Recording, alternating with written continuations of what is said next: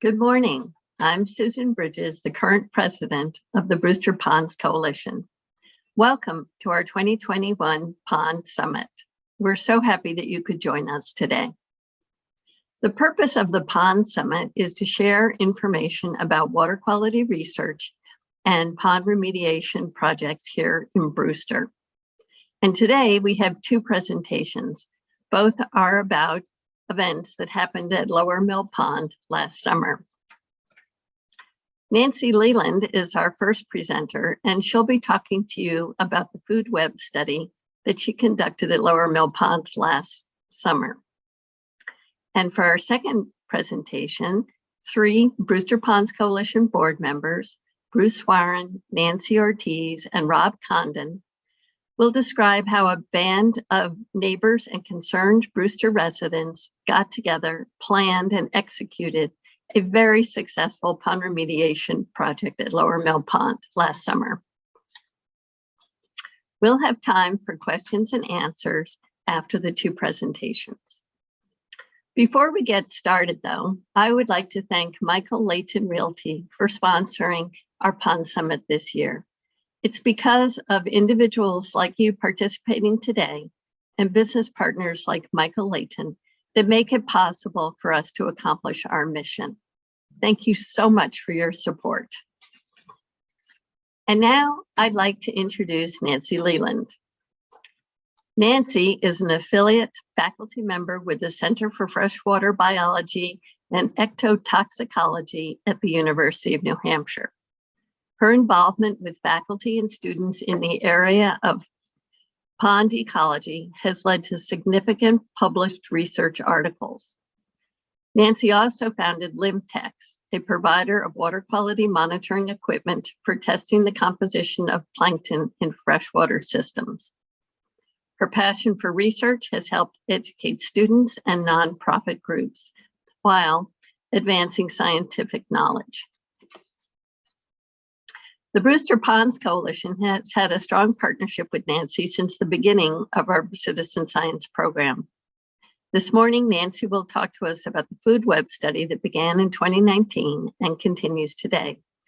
This is part of our overall cyanobacteria research study to understand pond water quality, and it is the cornerstone of our citizen science program.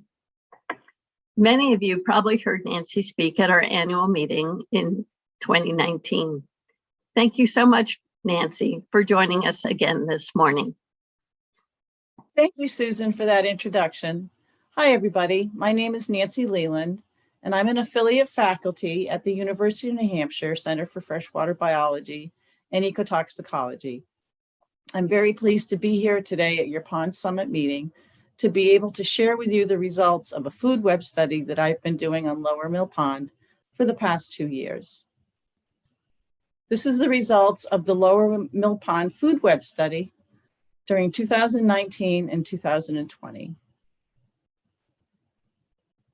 As some of you may know, in 2019, the Brewster Ponds Coalition joined forces with UNH to look at the process of aerosolization of cyanotoxins, specifically microcystin and BMAA, from Lower Mill Pond and Cliff Pond. And during that time, I started my study in conjunction with Association to Preserve Cape Cod to look at the biotic variables that influence the process of aerosolization and toxic aerosols. Some of the major findings from the aerosol study were that fish populations could possibly affect the food web and alter water quality, and that differences in food webs may influence the aerosols in Lower Mill Pond and Cliff Pond. So in 2020, with the help of the Brewster Ponds Coalition Citizen Science Program, I continued the work that I had started in 2019. And what we wanted to confirm was that the fish population was altering the composition of the plankton in Lower Mill Pond, and that there were relationships between composition of the plankton and the toxins that were found in the aerosols. And I also wanted to find out if citizen scientists could collect the samples and analyze them themselves. And so here's the meet with Marty Burke, because Marty will be the one teaching all of you how to collect these samples in the future, I assume. So one of the main samples that we use when we are working with food webs and aerosols is something that's called the less than 50 micron sample. It's a very small particles are in the less than 50 sample. And so this sample is not visible when you look under a light microscope. So in the lab, we use the fluorometry, the pigment analysis, and what's called epifluorescent microscopy to be able to look at the contents of these samples. Some of the previous studies that have been done in our lab include some work done by Amanda McQuaid, most specifically on zooplankton and food webs. And then also Kate Langley, who was working with aerosols. From Amanda's findings from her study, she verified that zooplankton are highly selective feeders of what's in the water samples. And in her study, she was looking at Daphnia, which are the larger cladocerans that are in the sample. And they typically ingest particles that are less than 2 microns in size. The copepods that are in the water sample, they typically ingest something that's 30 microns in size.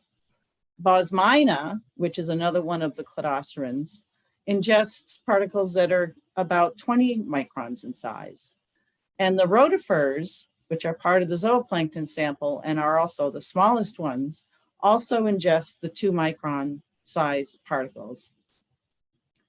Amanda also did some laboratory work, which was very interesting, that suggested that the presence of the Daphnia, which are the largest zooplankton in our samples, increased the concentration of what we call the particulate aerosols.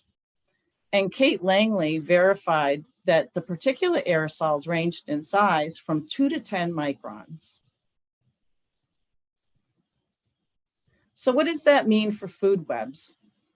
When we look at a classic food web model, we typically talk about the transfer of energy and nutrients from the phytoplankton up to the zooplankton and then on to higher life forms like fish.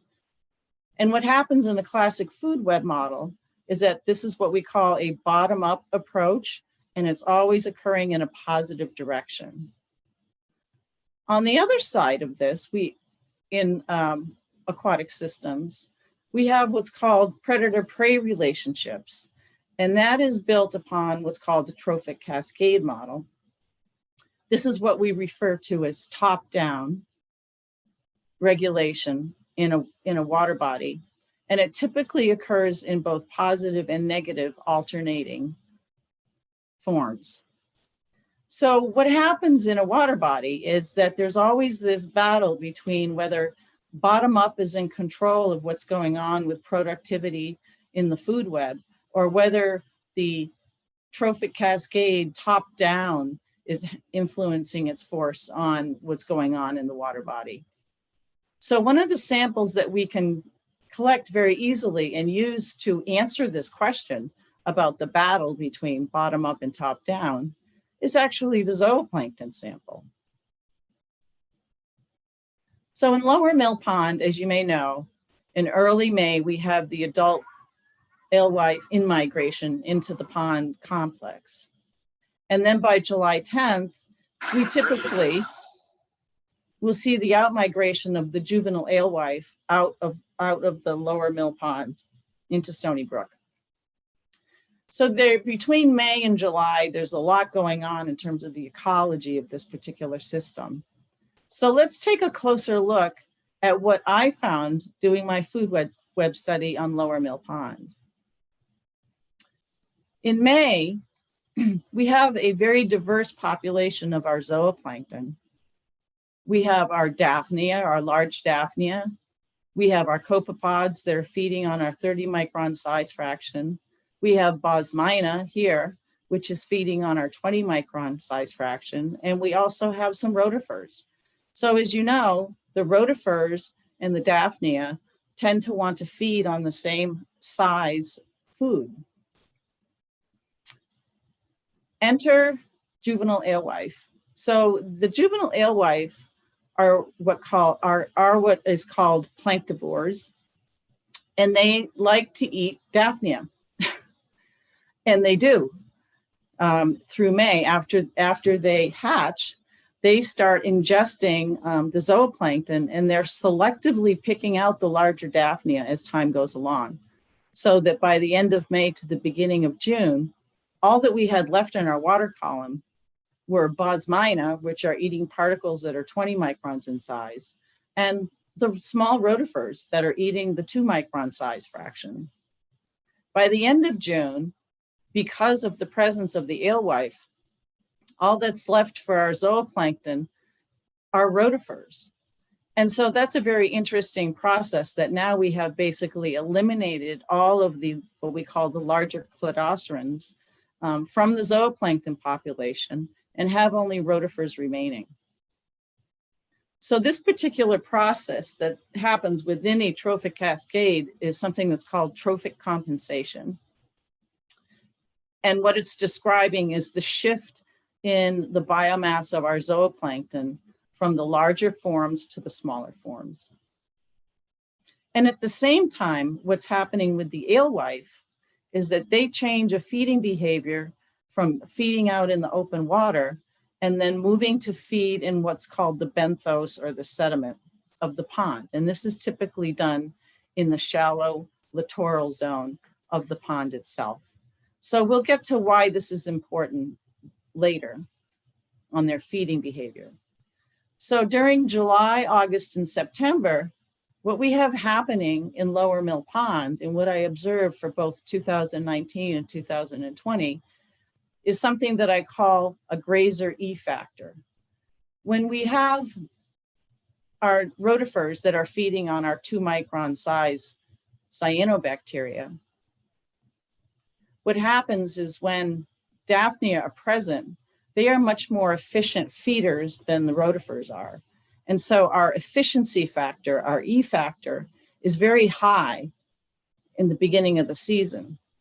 When the Daphnia are gone, the efficiency of the efficiency feeding of the rotifers is actually quite low. And so that efficiency goes down. And as you might expect, what happens is there's an excess of this food source that's less than 2 microns in size floating around in the water column.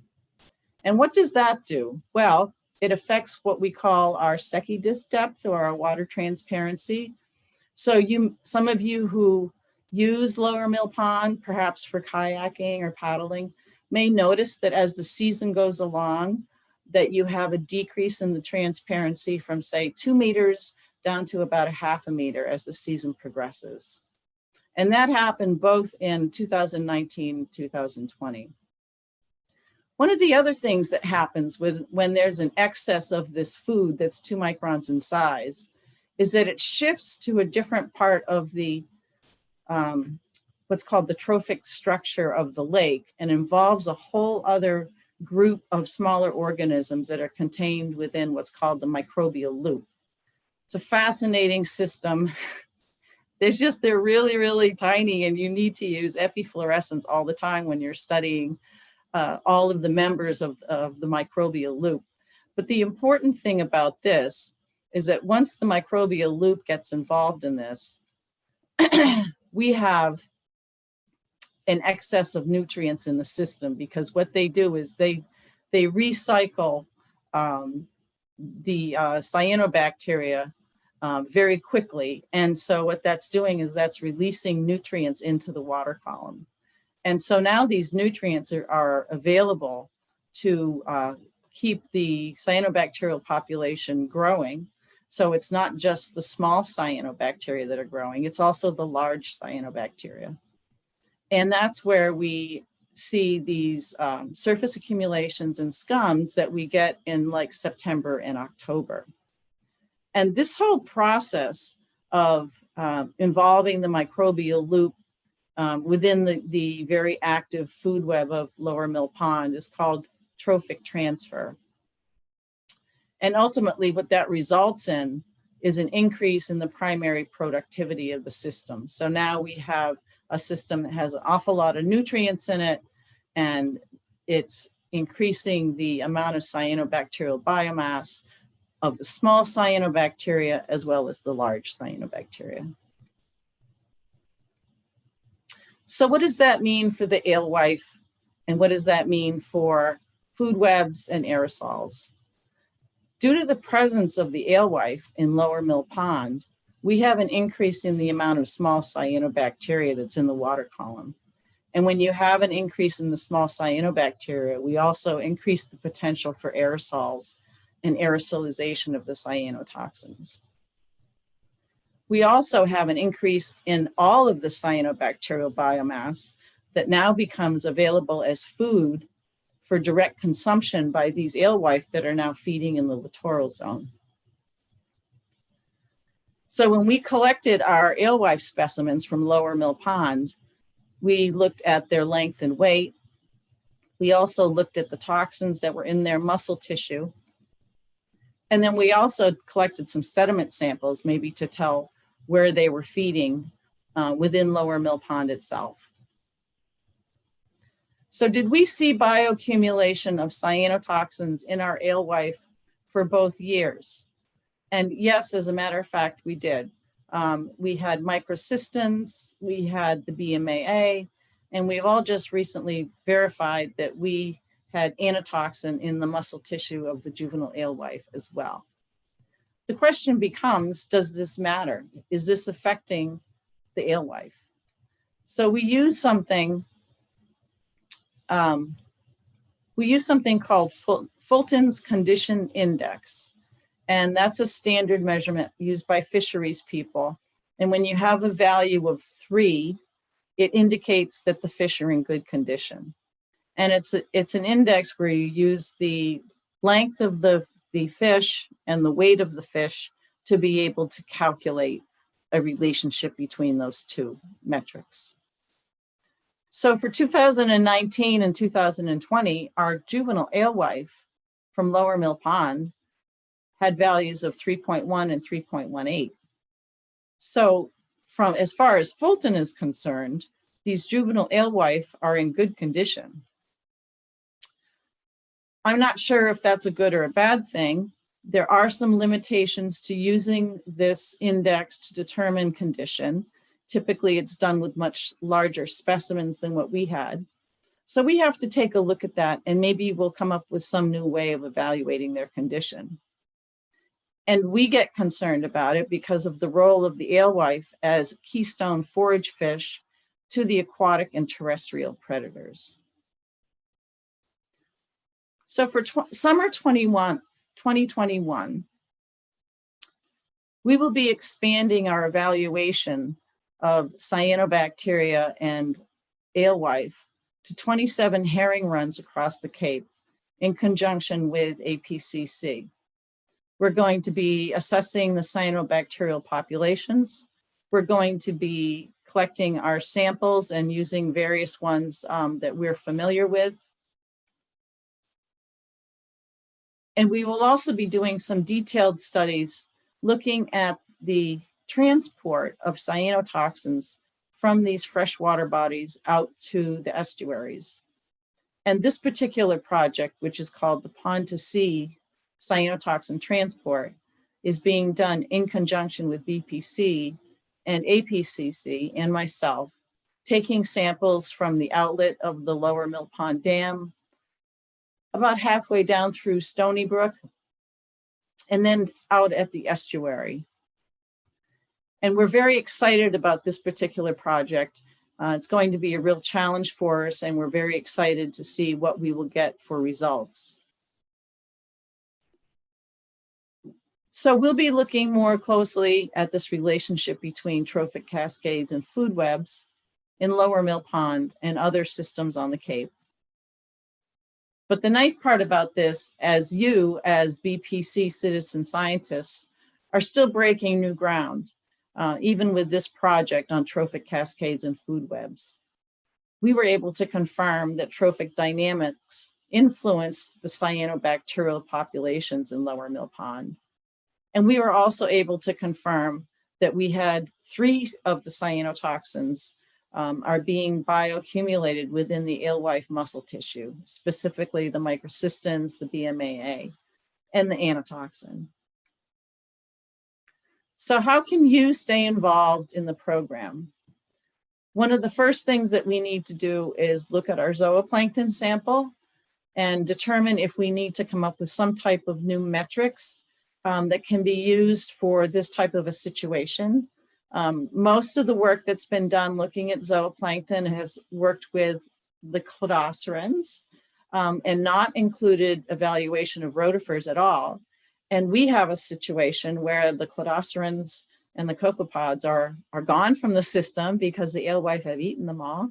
And we are left with the rotifers. So we have to do some research for ourselves at the UNH and try to come up with a new metric for that. And we also need to be able to go visit that Fulton's condition index in terms of the length that's being used and whether there's something new that we need to come up with.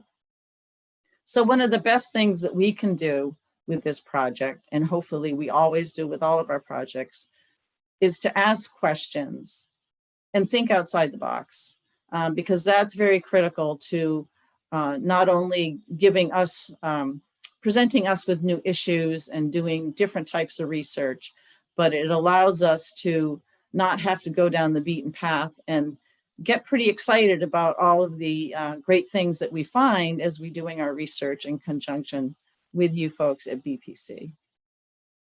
So if you'd like to get involved with the BPC Citizen Science Program, please contact Marty Burke. There's his email address and his phone number. And like I mentioned, we will be out there again this summer looking at this whole issue of trophic cascades and food webs. We will also be doing some aerosol monitoring on Walker's Pond and Lower Mill Pond again. And then additionally, the Pond to Sea project that's being done with APCC. So we're very excited about what we're doing in summer 2021, and hopefully I'll be able to meet some more of you. Thank you, Nancy. And now we have a short video about the Brewster Ponds Coalition involvement in cyanobacteria research, which appeared on Lower Cape TV and features an interview with Marty Burke, the chair of our Citizen Science program.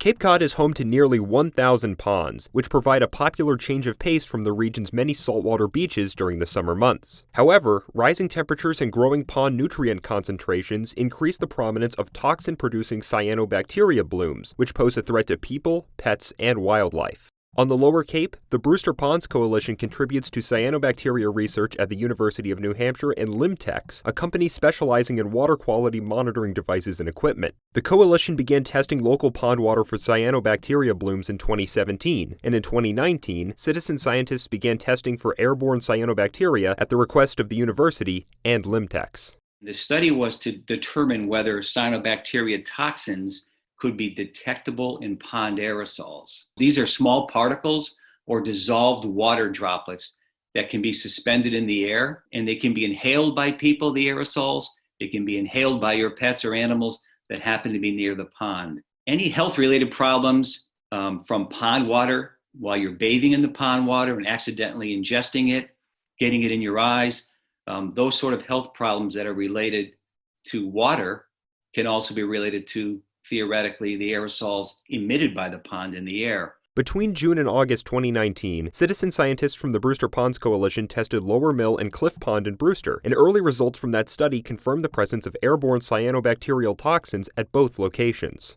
Volunteers successfully detected aerosolized toxins and quantified toxin concentrations during testing for two different variants, Microcystis and BMAA. The study shows similar Microcystis aerosol levels in both ponds peaking in July, compared to variable BMAA patterns.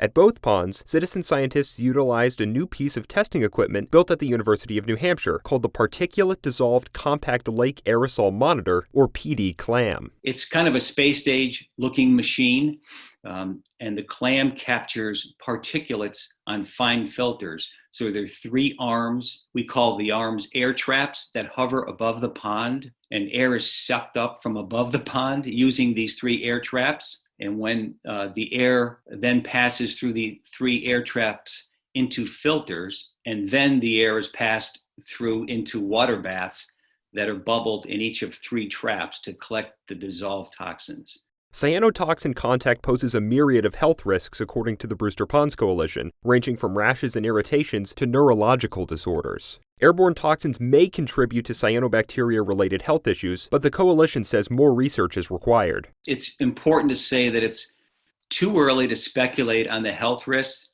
that aerosolized cyanotoxins may represent. And the key reason is that there are no federal guidelines in the United States for aerosolized cyanotoxins, either microcystis or BMAA.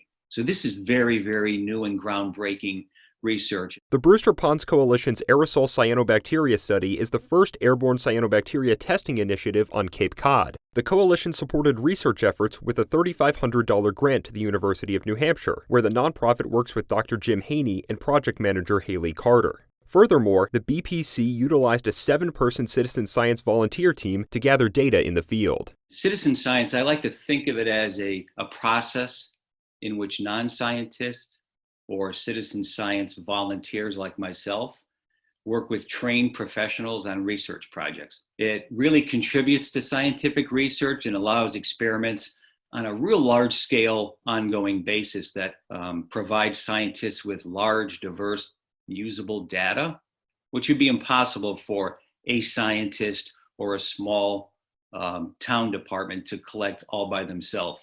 The Brewster Ponds Coalition Citizen Science Program began in 2017 with cyanobacteria water testing. The Cyanobacteria Aerosol Program and Food Web Research Program followed, and the Coalition's citizen science base has grown from 3 or 4 volunteers to more than 20. As far as our plans for 2021, a lot is open and unsettled yet because of the environment that we're in.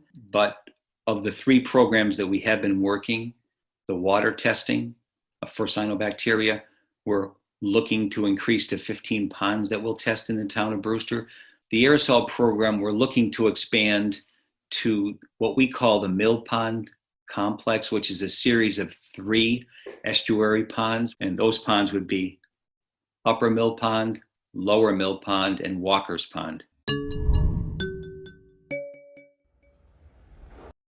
Thank you, Lower Cape TV and Marty Burke, for providing that welcome bit of PR for the Brewster Ponds Coalition.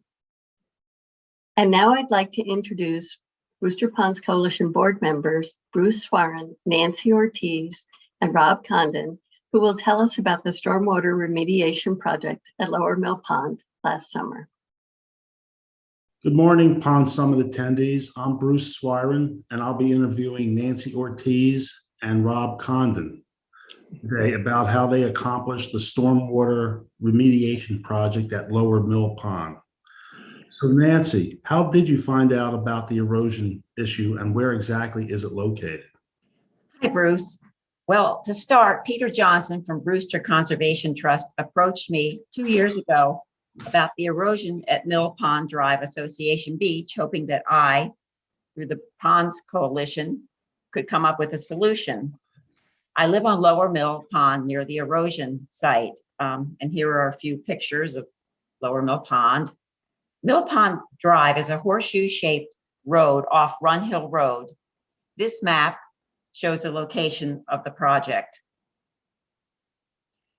The blue in the picture is Lower Mill Pond, and the 90-degree angle is Mill Pond Drive, and the project site is right off the road.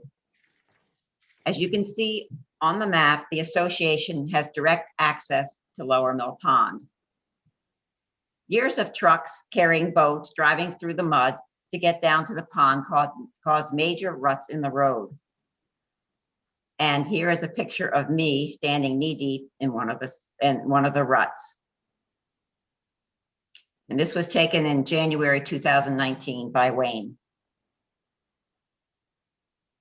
Then I ventured out during a major April 2020 rainstorm, hoping to video the erosion in action, and this is what I recorded. This is me wading through water pooled on Mill Pond Drive. I will now slowly walk down to the pond.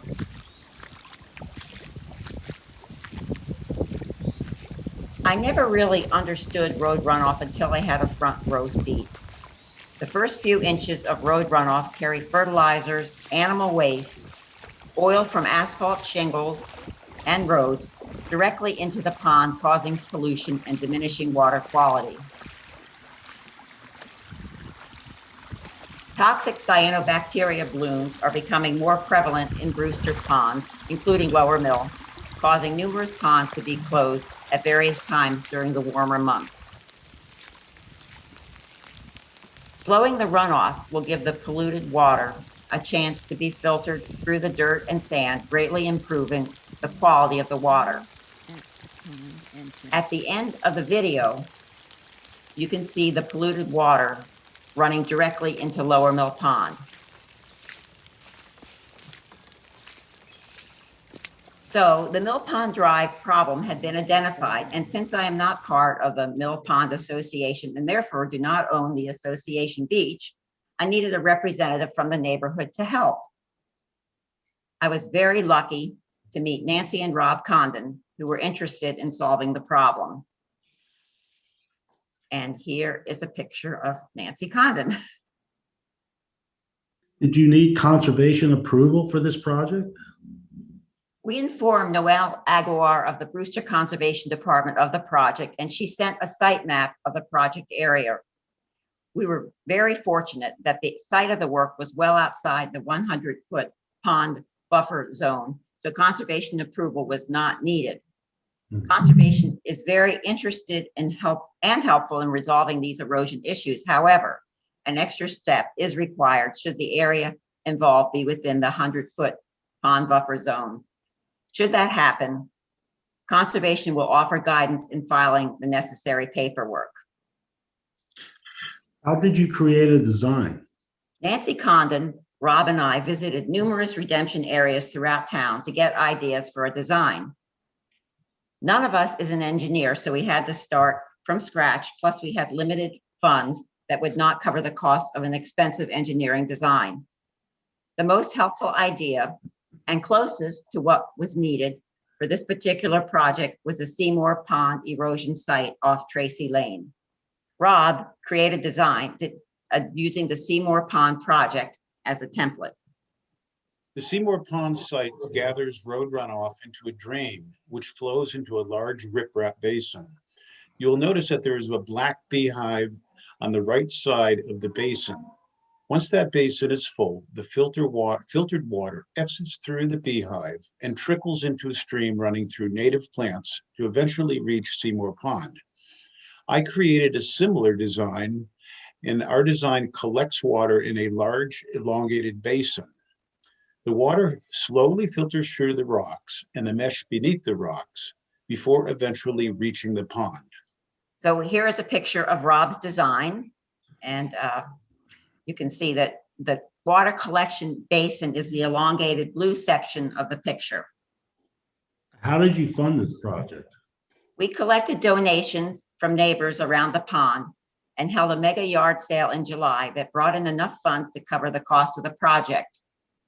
Donations were held in a Brewster Ponds Coalition tax-exempt account.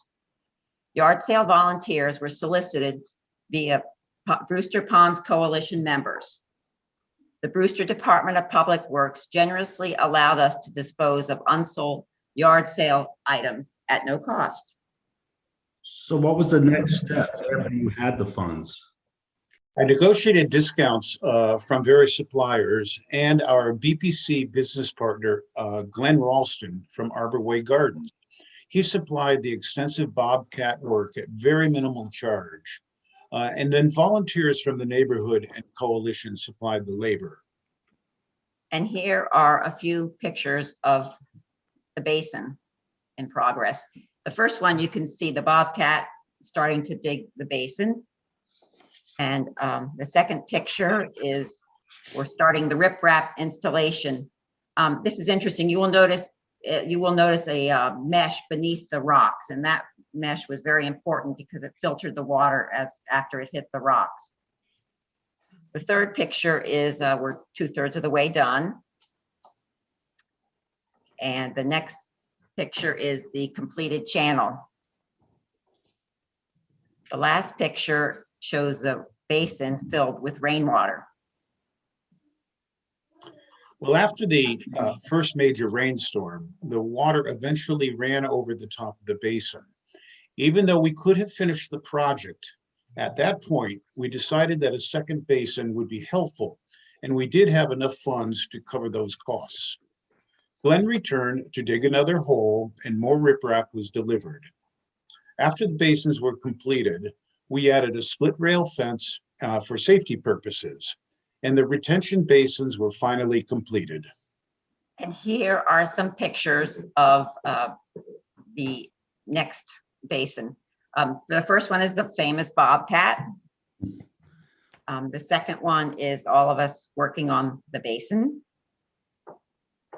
The next one is both basins completed. And here is a picture of the four of us in the bobcat.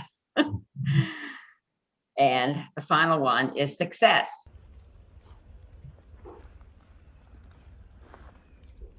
So this shows both basins in full action. So Bruce Swiren and I visited the site during a January rainfall. I was able to video both basins in action. And here is the first basin I'm walking down towards. And next you will see the second basin.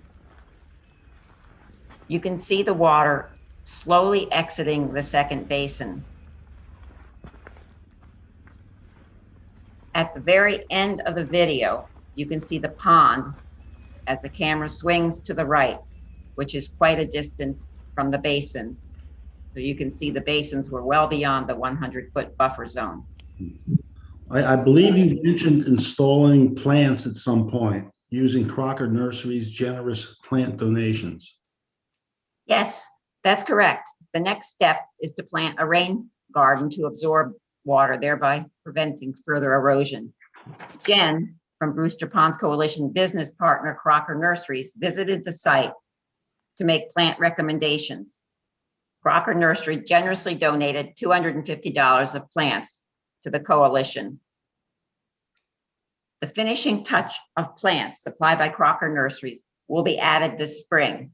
These plants act as an erosion deterrent in addition to adding to the aesthetic appeal of the project. So what was the cost of this project? The cash outlay of the project was $1,800, and the value of donated bobcat evacuation services by Arborway Gardens was $1,000, making the total cost value at $2,800. Brewster Ponds Coalition tax exempt account was beneficial both for holding donations and making purchases. Business partners Arborway Gardens and Crocker Nurseries were a great help in keeping costs down, and the coalition helped in organizing visits to erosion projects throughout town, holding funds in their tax-free account, advertising the yard sale on the Brewster Ponds Coalition website, soliciting volunteers from coalition members, and offering services from business partners, Crocker Nurseries and Arborway Gardens. And here is the final touch. Wow, that looks great. You know, the Brewster Pond Coalition supports projects initiated by owner associations to improve water quality in their ponds. This includes providing advice, supplying volunteers, offering tax-free status to maximize donations and funds, and providing some matching funds. So should you have any pond remediation projects in mind, please feel free to contact us at the Brewster Ponds Coalition. Our point of contact for pond associations is me, Bruce Swiren, and I can be reached at bruce.swiren@brewsterponds.org. You can also call to discuss in person at 917-494-8437. Thanks. Okay, so that was very interesting, very cool. So first, I want to go and maybe allow some of our folks here to unmute and I'm going to also turn on some video here. So the first question has to do with the lower Mill Pond basins. So Nancy and Rob, what happens when the basins get silted up and how long would that take? Well, we've looked at a couple of other basins and they do fill up. It's a very good question. They do get a lot of leaves, the leaves rot, and there is silt and it does infiltrate. There is maintenance required. For example, I'm evaluating at the end of April, blowing out and getting rid of all the leaves. Because if you look at it right now, the leaves have accumulated towards the bottom chute. So instead of letting that detritus or it rot and create silt, I want to remove that vegetation before it rots. There will have to be ultimately some remediation, removal of stone and removal of silt, and that may be 5 to 7 years down the road. Okay. How do you know that the mesh liner in the basin filters out the toxins? The main filtration occurs through the sand. It's not the toxins, it's more like the pollutants and the oils, and that is filtered through the sand. Yeah, a lot of the nutrients are attached to sediment particles, and by filtering it through the groundwater before it gets to the pond, you're filtering a lot of that out. So that's a good thing. And we had a couple other questions that sort of came in. One was about, I understand that this project did not have any permits required. So Nancy, could you talk about that and also just talk about working with the town of Brewster for this project? Yeah, actually, there were no permits required, mainly because it was out of the 100-foot buffer zone. And this is pretty funny. We actually went there with a tape measure just to be sure that we were outside of the buffer zone. And in fact, we were. So that was good news. And we also kept conservation informed about as we went through the project, because you definitely want them on your side. So they were really good. They were very appreciative that we did this. It's helping the whole town, it's helping them. So that worked out really well. Awesome. And when are you going to be planting the plants? And also, are you going to put down like grass seed around those areas as well as plants? Actually, by coincidence, Eversource came in the middle of this, but I guess it was in August, and they replaced they actually cut down all the vegetation, and they replaced the wooden poles with, oh my gosh, metal poles. So after their project was done, they ended up planting grass seed, which was a good part. So we have grass seed there now. And the plants were actually installed a couple of weeks ago. Jen from Crocker Nurseries came and delivered the plants, and my husband, me, and Glenn Ralston installed them a couple of weeks ago. So okay, anyone, you feel free to come and visit. I mean, it's really an interesting site. So. What's amazing to me is this is a very low cost project that got done by a bunch of people who are not engineers, and just kind of was definitely one of those ground up sort of projects that, you know, are so much more likely to be successful than something that's top down. We did have a question, Nancy Leland here, during the presentation. There were some glitches because my Wi-Fi in my house paused for some reason. But a question from Chuck Medinsky about talking about the I'm assuming factor, but also just wanted to kind of recap, Nancy, and anything that now that, you know, given the presentation you gave us, that was a couple of months ago when we recorded that because there was snow in the background. Has anything changed in the last couple of months, or anything you want to talk about maybe for this upcoming season? So We will be out there again this summer. So with the help of Marty and company, since Marty is highly trained, right, Marty, to do the collection, he will be working on collecting at Walker's Pond. APCC will be collecting on Lower Mill Pond. So we are basically going to be hopefully verifying the influence of the biotic variables or the zooplankton population on the process of aerosolization this summer. And we are hoping to put that into a working model. So we will be able to estimate what's happening with the process of aerosolization in the Mill Ponds complex. So it's a very ambitious project, but we're really excited about it.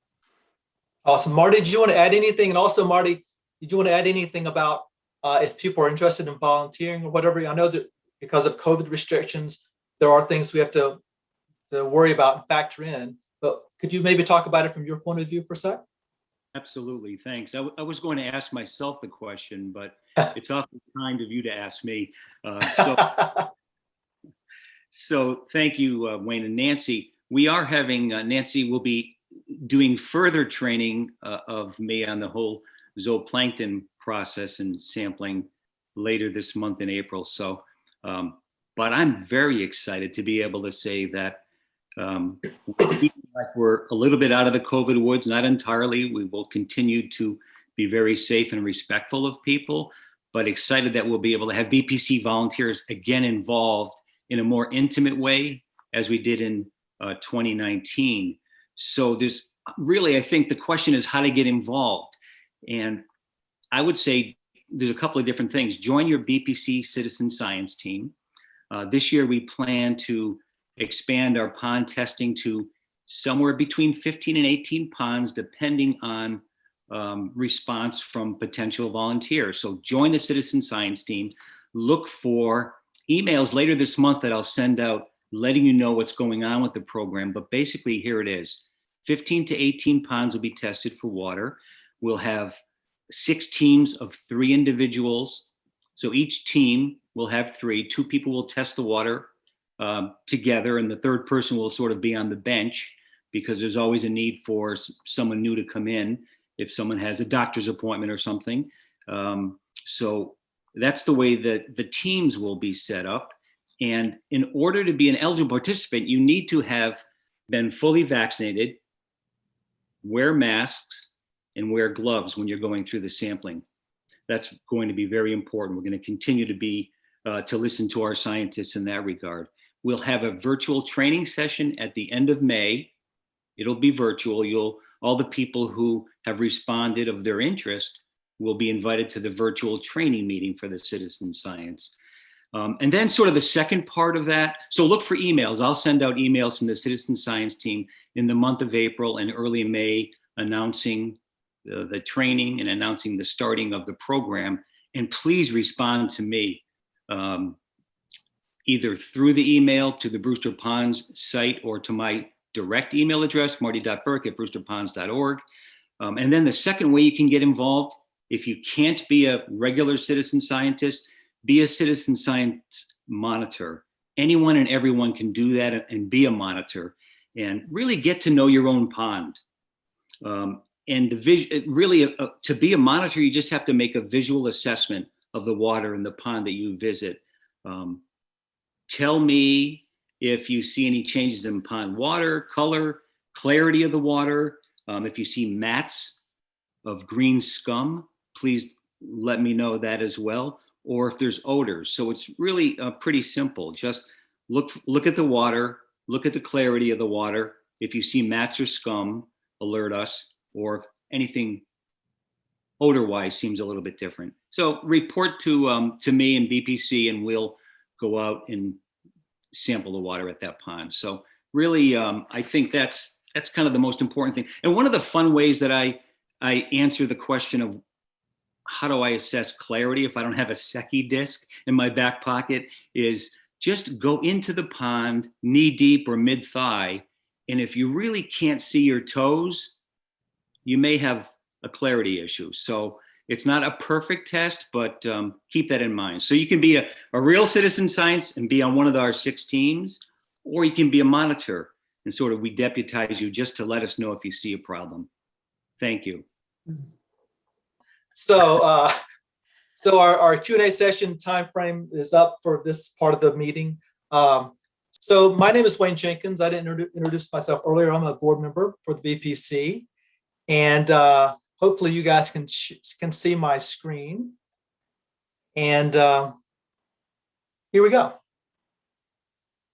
So we're very excited this year to announce the launch of our brand new grant program, something we've been wanting to do for a long time. And so we're very excited to launch it. And our goal really is to just incentivize and support your efforts in the community to improve our ponds. And so it's very simple, and especially this first year, we're starting out in a very broad way. We don't have a lot of details or requirements because we want to just keep it simple as possible. The goal is really just to improve and promote the health of all of our ponds. And we want to do that by working with local nonprofit groups who are seeking matching funds to support their efforts for their specific ponds. And so any pond that's at least 1/3 within the town's borders are eligible. And so that's pretty much all the ponds, including Long Pond and a couple others along the border with Harwich there. The matching program is a 2-to-1 ratio. Basically, you put in or for every $2 you put in, we'll put in $1. There's a maximum amount of $10,000 per year. Your typical project is going to be very similar to the one that Nancy and Rob and Bruce talked about, which is you're going to put in some sort of stormwater management basin. And once you're done, you're done. Of course, there's some annual sort of cleaning and things like that, but that's really not going to be funded by us. That would be something you would need to figure out on your own. But we also know that other projects, and think like the aquatic vegetation harvesting that we did on Elbow Pond, those could be multi-year projects. And so, we are willing to commit to up to 3 years funding at up to $10,000 per year for those kind of projects. And so, we're very flexible in that regard. And so there's a couple of things. So, in-kind services like labor and materials cannot be included in the calculation of funding. During each annual cycle, say if we do $5,000 a year for 3 years, your contribution has to be paid up first before the BPC matching funds are added to the account. Speaking of the application requirements, basically it's very simple. We don't have a form to fill out. We're asking that you present a very detailed description of your project that must include a budget, explain who's participating in the project, who's involved, and also explain where your funding is coming from. If the application meets with initial approval, we'll meet with you and talk about it further, kind of flesh it out, answer any questions you might have, and also probably have questions for you about how your project intends to work. We just heard from when Nancy talked about earlier about depositing their funds from their yard sale into a BPC account. This is an existing program we've used in several other projects historically in the past several years, including Blueberry Pond, Elbow Pond. We can, as a nonprofit ourselves, we can set aside a tax-free account for eligible projects. So once the application is approved, an MOA will be created, basically documenting how everything's going to flow in terms of the funding and all those things. You raise your money, you deposit the money into the BPC restricted account, and then we'll match that funding once you reach your target for that year. Another thing that actually is a positive, as project expenses come in, you submit those bills to us, we pay those out. And the good thing about that is because we're a nonprofit, we're not required to pay sales taxes. And so we can give you our documentation, I forget what you call it, basically saying that we're a nonprofit. You provide that to the vendor or the retailer, and you don't have to pay sales tax. So you're saving a little bit of money there. So, things always happen. So if the expenses exceed the project budget, applicants should expect to make up the difference themselves. At our sole discretion, the BPC may or may not choose to provide matching funds for those contributions. A big factor will probably be how close you are to that $10,000 limit. Also, if there are remaining funds in the pot after the project is completed, we don't refund those. Those go into the general funds, and we'll use that for the next project down the road. I don't think that's going to happen very often, but just put that out there, and that would be spelled out in the MOA. There's no deadline. We're just accepting applications on a rolling basis. And as Bruce mentioned earlier, he is the contact for this program. So, email Bruce at bruce.swiren@brewsterponds.org, and he'll follow up with you, maybe to answer or ask you some follow-up questions, or maybe answer some of your questions. He is a good resource here, and basically begin the process of reviewing that. Since we haven't done one yet, I don't know how long the application process is going to take on our end, but essentially once we feel like everything is locked in, everything makes sense, there's a good plan in place that spells out all the steps needed for success. At that point, we sign off on the job and move forward, and you can start raising money at that point. So that may seem like a lot. So where do you start? Well, first of all, go out to your favorite pond and see if there's any issues there. You may already know that, based on some of the previous data that's been collected, that there's a eutrophication issue with your pond. Or you may see, like Nancy did, spots where there's erosion coming in from nearby roads or ramps or things like that. Figure out what's wrong. Talk to your neighbors, other stakeholders around the pond, organize, and come up with a way to make that problem a little bit better. We want you to be bold and be creative. Purposefully, this is a very sort of vague set of guidance here, but we did that on purpose because we want you to be creative, be bold. You don't have to solve the entire problem with one project, and you're not going to fix an entire pond by one project. We know that, but we just want to make steps in the right direction. And don't forget, you have a partner here at the BPC. Our goals hopefully will be, right in lockstep with your goals. We're all on this together. And so we look forward to seeing the innovative ways that the residents of Brewster will come up with to make the ponds that we all hold so dear that much better. And so with that, I'm going to stop sharing the screen. And I'm going to open it up again for any questions. And at this point, if you want to just unmute yourself, I think you can do that. But you can also use chat to ask any questions that you might have. And Susan's going to join me to answer some of these questions about the process. So we have some questions here. Could you please share any updates on the remediation of the boat launch area on Walker's Pond to eliminate and reduce runoff? So Susan, do you want to tackle that one? Yes, sure. I understood from Chris Miller that they are going to begin work on that this spring. I haven't actually been over to Walker's Pond yet, but I know that the engineering study is complete and the funds are in the budget. I believe the Department of Public Works is actually going to do the remediation work. So actually, I got to get over there and take a look and see if they've started.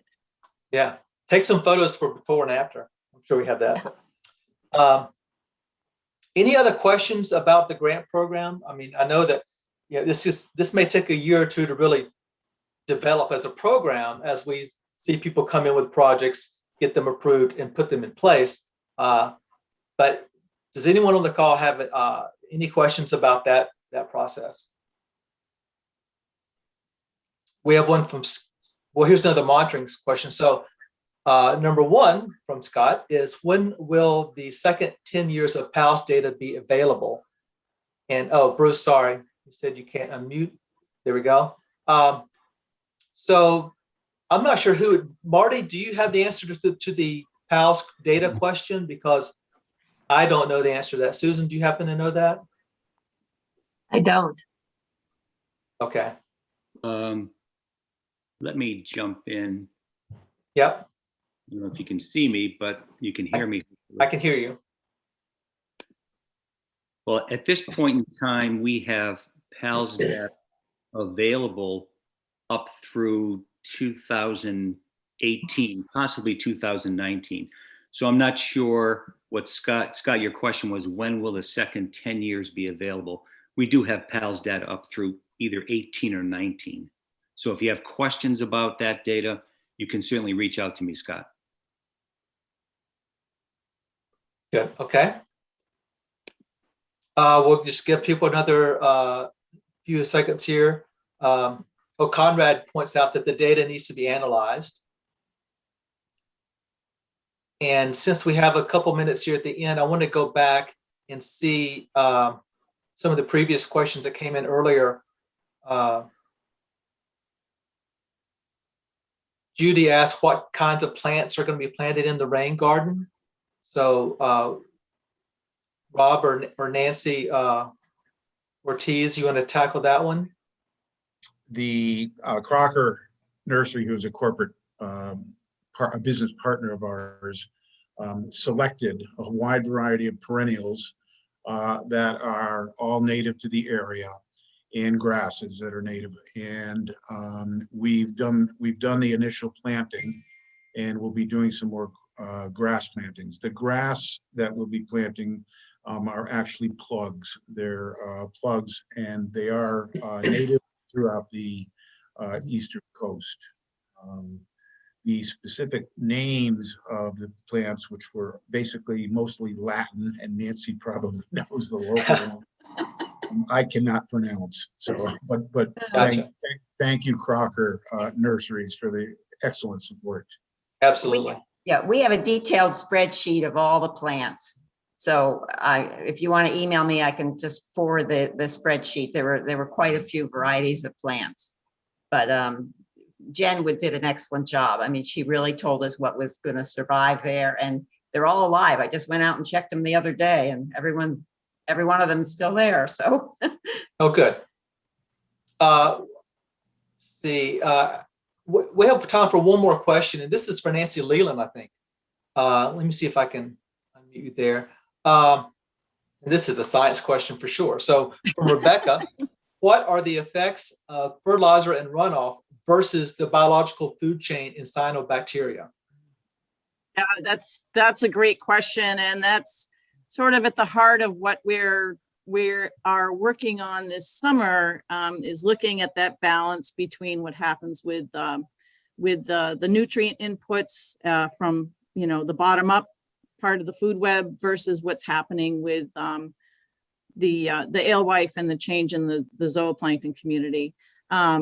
So we are definitely working on that, and we're going to be trying to come up with some kind of a metric that will link what we call the trophic status index of Lower Mill Pond with our cyanobacterial populations. So it's on our list of things to do. Awesome. And Edmund asked about, I think when we had the Wi-Fi glitch, we maybe missed out on some of Nancy Leland's presentation. So we're going to make this whole meeting, we're going to correct everything and have a nice full video, hopefully uploaded to our website so you can watch everything, Edmund, and make sure we get all of Nancy's scientific presentation there. So I think we are at 10:13. So I think this is probably a good time to wrap up. I just want to thank all of our speakers today and all of our participants. Like I said, we're very excited about this new grant program that we're launching now today. And we are, if you have any questions, please reach out to us. Bruce is our contact person, but anyone on the board can help you. But just, let us know if you have questions, because we're really eager to support the community's efforts to improve water quality across all of these ponds that we have in Brewster. So it makes Brewster a very special place to live, and we want to keep it that way. So with that, we're going to sign off. So thank you very much, everyone. Have a great rest of your weekend and enjoy this beautiful day. So take care.